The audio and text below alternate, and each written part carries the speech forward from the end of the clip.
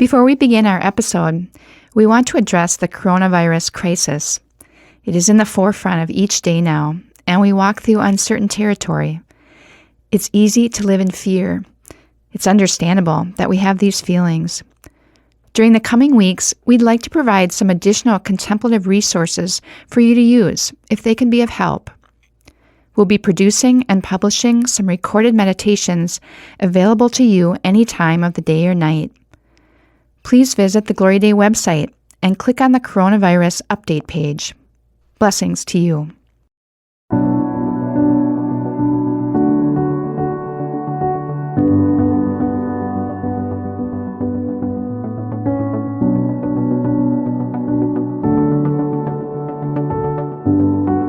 Welcome to Looking Within, a podcast for the spiritual explorer in each of us.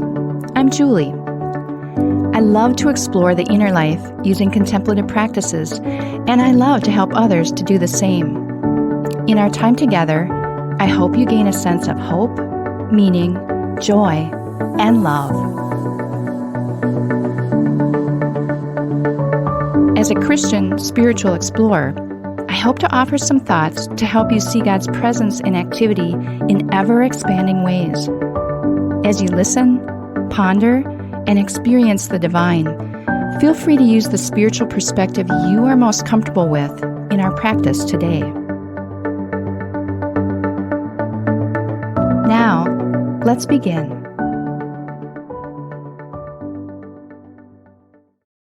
Hi everyone, this is your Friday bonus episode of Looking Within, one of the extra chances we have to meet during our Lent experience.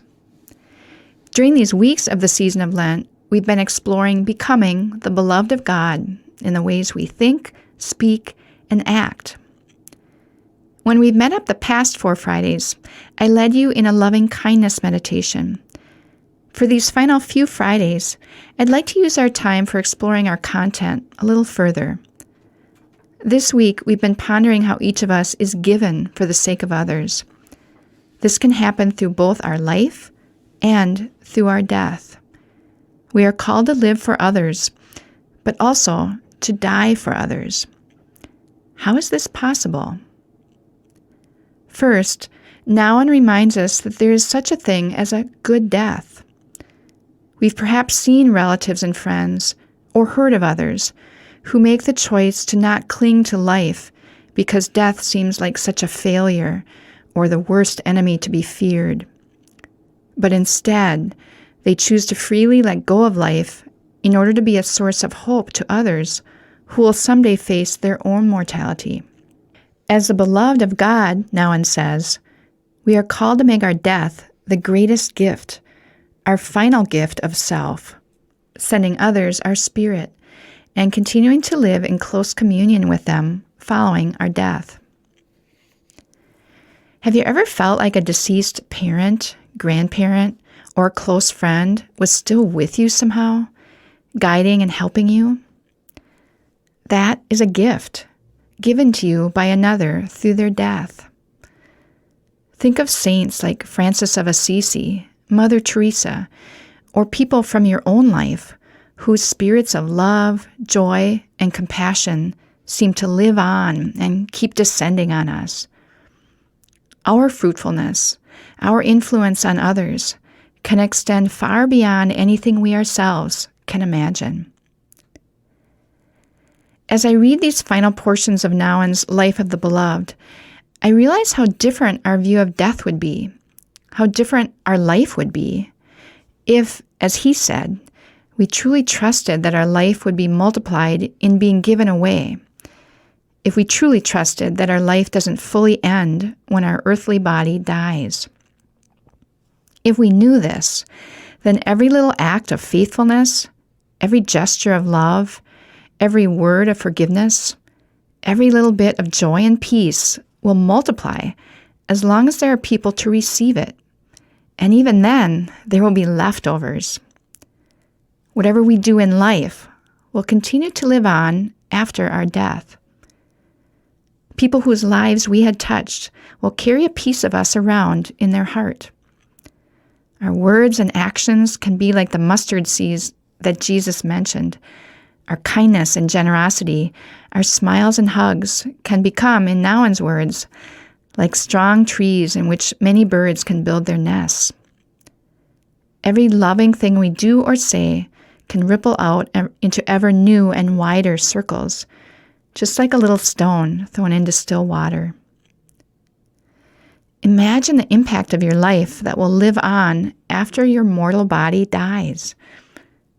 Knowing this, Nouwen says, quote, "Could you ever be depressed, angry, resentful, or vengeful? Could you ever hate, destroy, or kill? Could you ever despair of the meaning of your short earthly existence? We would dance for joy were we to know truly that we, little people, are chosen, blessed, and broken to become the bread that will multiply itself in the giving. We would no longer fear death, but live toward it as the culmination of our desire to make all of ourselves a gift for others.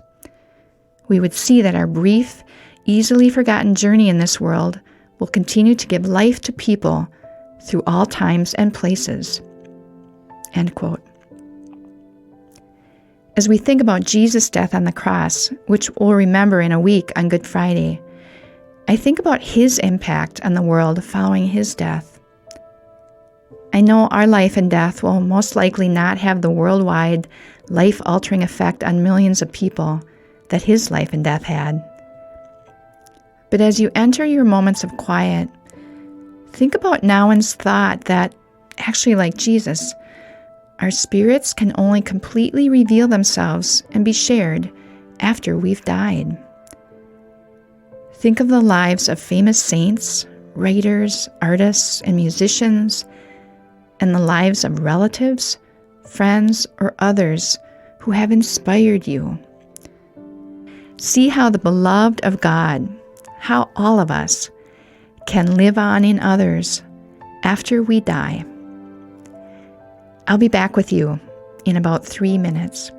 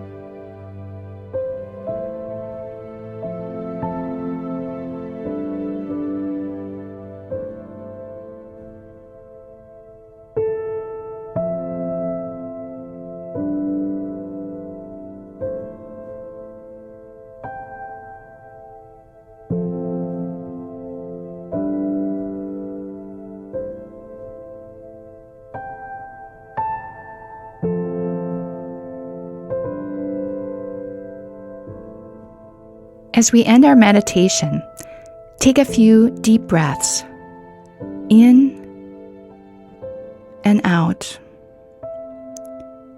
in and out. You are the beloved, the chosen one of God, blessed, broken, and given to the world around you.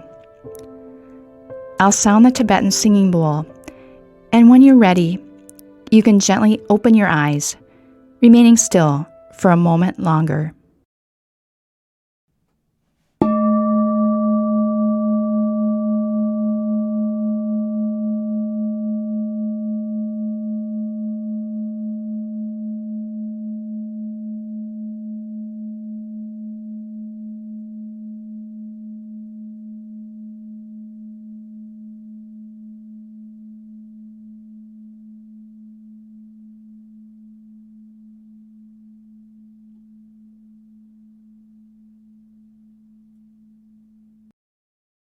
Thank you for joining me for this bonus episode of Looking Within.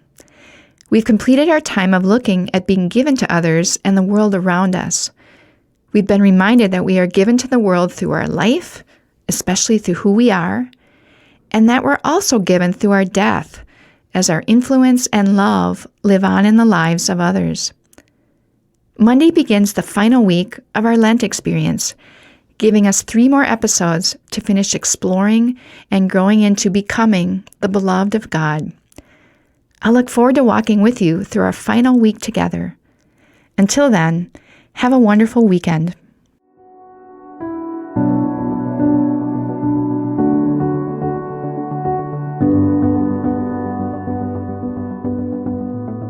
Thank you for making time for your inner self today.